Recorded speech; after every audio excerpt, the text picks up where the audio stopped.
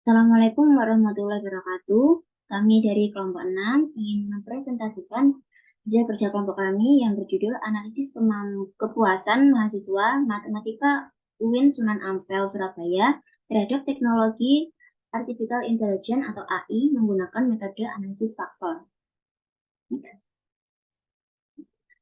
Kelompok 6 beranggotakan Safa Fitria Akila Hamzah dengan NIM 0901022118. Yang kedua yaitu Siva Amelia dengan NIM 0901022119.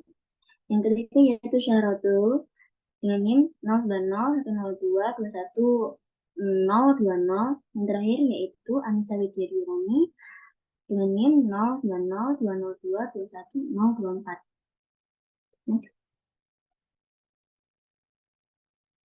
Latar belakang, mengapa sih kita ingin membahas tentang Artificial Intelligence? AI adalah salah satu teknologi kecerdasan buatan sistem komputer yang dapat melakukan tugas yang biasanya membutuhkan kecerdasan manusia. Teknologi ini mengambil keputusan melalui analisis dan pemanfaatan data yang tersedia dalam sistem. Dalam bidang akademik dan pendidikan, AI memberikan kontribusi yang signifikan, salah satunya dalam proses belajar matematika yang membutuhkan pemikiran kritis dan logika yang bagus dalam pemecahan masalah. Peran AI dalam proses pembelajaran yang dilakukan oleh mahasiswa Program Studi Matematika UIN Sunan Ampel Surabaya memberikan perubahan dalam meningkatkan efektivitas pembelajaran dengan meningkatkan kemudahan mahasiswa dalam mencari inovasi dan informasi, seperti contoh soal, pembahasan, dan lain sebagainya. Namun tidak menutup kemungkinan bahwa AI juga menghambat pekerjaan yang dilakukan oleh mahasiswa.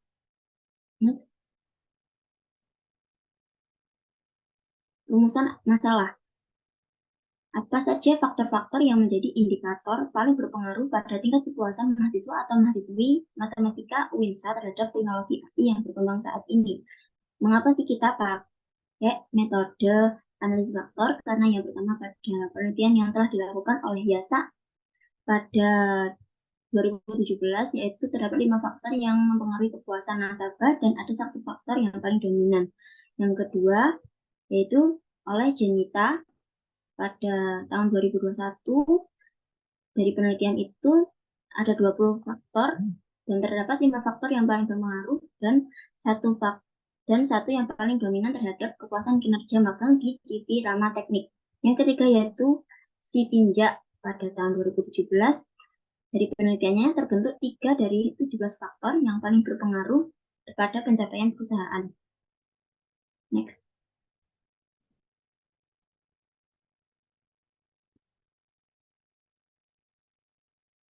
Teknik sampling.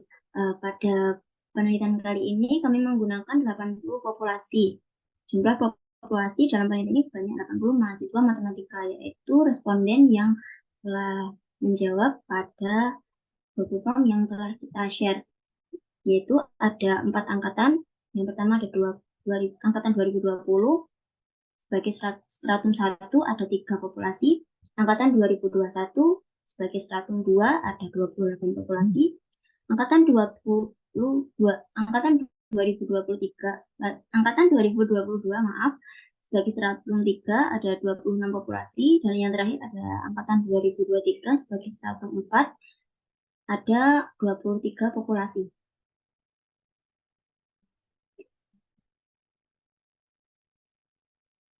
Cara pengambilan teknik sampling yaitu terdapat parameter P sama dengan Q sama dengan 0,5, B sama dengan 10% sama dengan 0,1, rumusnya yaitu D sama dengan B kuadrat per 4.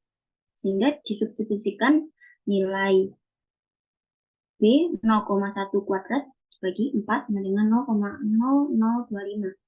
Nilai A1 sama dengan N kurung 3 per 80 sama dengan N kurung 0,0375. A2 sama dengan N 28 per 80 sama dengan N 0,35. A3 sama dengan N kurung 26 per 80 sama dengan N kurung 0,325. A4 sama dengan N 23 per 80 sama dengan N kurung 0,2875. Sehingga kita harus mencari nilai N-nya dengan rumus sigma 4 I sampai 1 NI PQ QI per sigma ND plus 1 per N sigma 4 I sampai 1 NI PI QI. Kita masukkan semua nilainya, dihasilkan N sama dengan 44,44 atau dibuatkan menjadi 44. Next. Sehingga teknik ukuran sampel pada N1 yaitu dengan rumus N kali A, kita masukkan ke rumusnya yaitu 40 untuk N1 sama dengan 44 dikali 0,0375 sama dengan 1,65 atau dibagi menjadi 2. Baik, untuk ini kami serahkan pada Syariful. Terima kasih. Untuk selanjutnya N2 sama dengan NA2 sama dengan 44 dikali 0,35 hasilnya 15,4 yang dibulatkan menjadi 15. Untuk N3 sama dengan NA3 sama dengan 44 dikali 0,325 hasilnya 14,3 yang dibulatkan menjadi 14. Untuk N4 NA4 sama dengan 44 dikali 0,2875 sama dengan 12,65 dibulatkan menjadi 13. Next. Untuk pengambilan sampelnya menggunakan tabel acak. Untuk sampelnya sendiri angkatan 2020 didapatkan yang pertama Kevin, yang kedua Desta. Untuk yang 2021 yang ada Ninda, Rahmat, Rizka, Hafsa, Udira, Vanessa, Dia, Nadia, Paravina, Widi, Risma, Vigo, Rahmania, Agustin, Salsabila.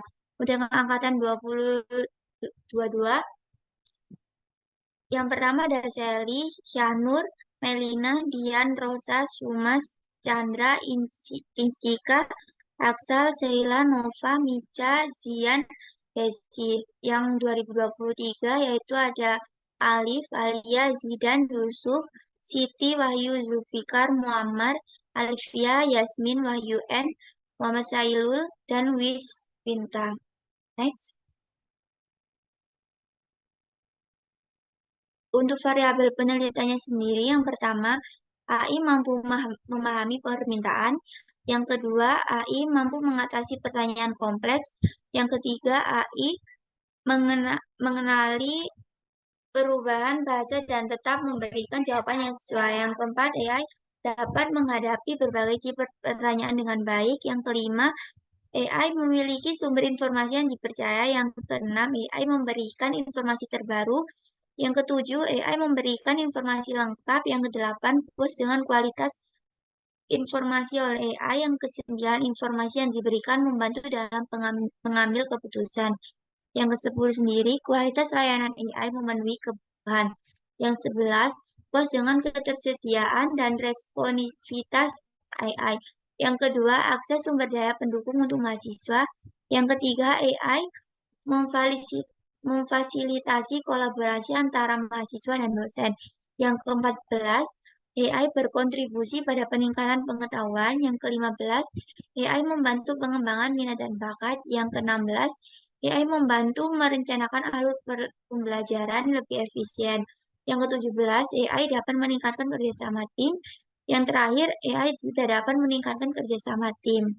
Next. Metode analisis. Yang pertama, korelasi antar variabel. Yang kedua, menghitung matriks korelasi antar variabel. Yang ketiga, menghitung komunalitas. Yang keempat, menghitung total varian explained. Yang kelima, menghitung eigenvalues. Yang keenam, menghitung komponen matriks. Yang ketujuh, menghitung rotate komponen matriks. Selanjutnya akan dijelaskan oleh teman saya.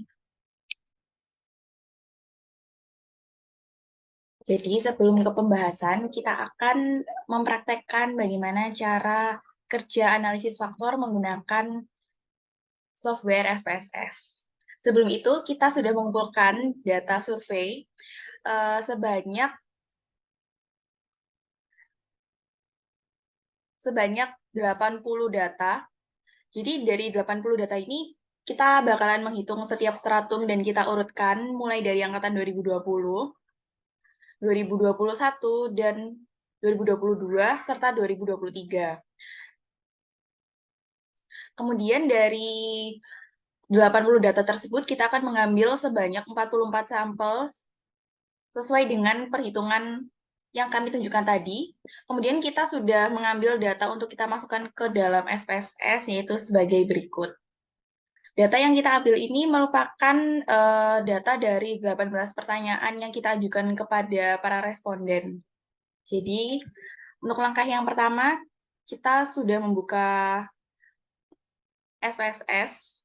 Kemudian kita akan mengcopy semua data. Kemudian kita masukkan atau kita paste ke SPSS. Seperti ini. Nah, jika sudah, kita bisa cek di variabel view, itu kita bisa mengubah desimalnya menjadi 0.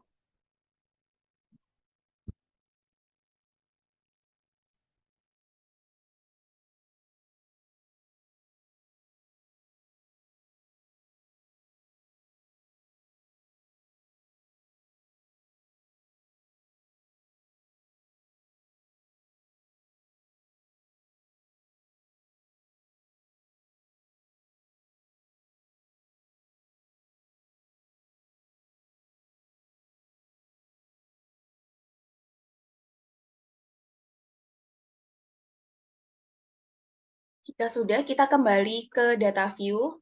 Kemudian kita akan klik Analyze. Kemudian kita akan pilih Dimension Reduction. Kemudian kita pilih Faktor. Kemudian kita akan memasukkan semua variabel 1 sampai variabel 18. Kita Ctrl A. Kemudian kita klik panah. Nah, setelah itu kita akan klik Deskriptif. Lalu akan kita pilih KMO and Bartlett Test of Sphericity dan Anti-Image. Kemudian kita klik Continue. Selanjutnya yaitu klik Extraction. Kemudian kita akan centang yang bagian script plot. Kemudian kita klik Continue. Kemudian kita klik Rotation. Lalu kita pilih yang Varimax. Kemudian kita klik Continue. Selanjutnya yakni adalah Scores. Kita centang bagian Save as Variables. Dan metodenya adalah Regression. Kemudian kita klik Continue. Setelah semuanya selesai, kita akan klik OK. Dan akan muncul hasil output sebagai berikut. Nah, seperti ini.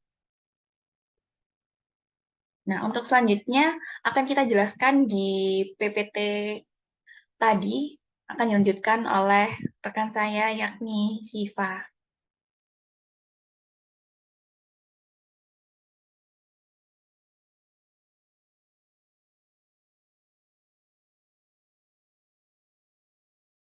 Oke, baik. Yang pertama, data respon. Untuk nilai KMO-nya itu 0,729 itu lebih besar dari 0,5 atau jumlah sampel cukup. Dengan H0-nya itu tidak ada hubungan antara sesama variabel yang diuji dan H1-nya ada hubungan antara sesama variabel yang diuji. Karena nilai signifikan 0,00 kurang dari 0,05 sehingga tolak H0, maka kesimpulannya ada hubungan antara sesama variabel yang diuji tadi. Next. Yang kedua itu output anti-image correlation. Karena angka pada anti-image correlation di atas 0,5 sehingga dapat dilanjutkan proses berikutnya. Gambar. Next.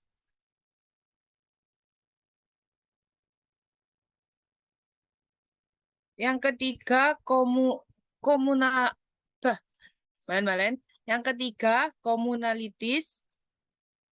Dalam data ini menunjukkan variabel ke-18 memiliki nilai 0,838. Hal ini menunjukkan bahwa 83,8% variansi dari variabel ini dapat dijelaskan oleh faktor variabel yang ke-16. Nah, di sini yang ke-16 inisialnya itu 1000 dan ekstraksinya itu 0,838. Next. Yang keempat, total variance explains. Jika semua variabel diekstraksi menjadi satu faktor, maka variansi yang dapat dijelaskan oleh satu faktor adalah 7.515 per 18 kali 100%, maka hasilnya 41,749%. Untuk dua faktor, 2.230 bagi 18 dikali 100%, maka hasilnya 12,390%. Secara total dapat menjelaskan 54,139% dari ke-18 variabel tersebut. Next. Yang kelima, eigenvalue. Jumlah angka eigenvalue untuk 18 variabel adalah sama dengan total variansi 18 variabel, yaitu 7.515 tambah 2.230 tambah 1.340 sampai seterusnya. Itu dijumlahkan semua, maka dihasilkan hasil 18,00 dengan syarat angka eigenvalue kurang dari 1, tidak digunakan dalam menghitung jumlah faktor yang terbentuk. Oleh karena itu, pada tabel di samping menunjukkan ada 4 angka yang lebih besar daripada 1, sehingga faktor yang terbentuk adalah 4. Next. Selanjutnya akan dijelaskan oleh rekan saya, yaitu Safa Fitria. Baik, selanjutnya yaitu ada komponen matriks. Nah, komponen matriks ini tuh menunjukkan distribusi dari ke-18 variabel awal kita menjadi 4 faktor yang terbentuk. Nah, nilai pada tabel ini menunjukkan bobot faktor yang menunjukkan bahwa adanya korelasi antara variabel awal dengan faktor yang terbentuk. Jadi misalnya kayak ada di pertanyaan yang ketiga ini dengan faktor yang pertama, yaitu memiliki nilai sebesar 0,421. Nah, jika kalau misalkan nilainya itu lebih dari 0,5, itu maka korelasinya akan dikatakan kuat, dan jika nilainya kurang dari 0,5 dikatakan lemah. Jadi pada pertanyaan ketiga dari faktor pertama ini, nilainya kurang dari 0,5, maka korelasinya dikatakan lemah. Seperti itu. Kemudian selanjutnya yaitu rotate komponen matriks, di mana rotate komponen matriks ini menentukan variabel mana yang akan masuk pada faktor yang sama. Jadi penentuan variabel yang masuk pada faktor ini itu ditentukan dengan melihat nilai korelasi yang paling besar. Misalkan ada di faktor yang pertama dengan komponen yang pertama, yaitu paling besar adalah 0,633, kemudian faktor yang kedua itu korelasinya 0,902, faktor yang ketiga yaitu korelasinya 0,794, dan faktor yang keempat korelasinya 0,499. Nah, dari penelitian yang kita lakukan, dapat disimpulkan bahwasannya dari 18 variabel yang kita analisis dapat disederhanakan menjadi 4 variabel yang dominan mempengaruhi kepuasan mahasiswa atau mahasiswi UIN Sunan Ampel Surabaya terhadap sistem AI. 4 faktor tersebut adalah analisis cepat dan akurat, kemudian pemecahan masalah yang kompleks, pengembangan teknologi, dan peningkatan produktivitas. 4 faktor tersebut sudah mencakup faktor internal maupun eksternal. Cukup sekian yang dapat kami presentasikan. Kurang lebihnya mohon maaf. Terima kasih. Wassalamualaikum warahmatullahi wabarakatuh.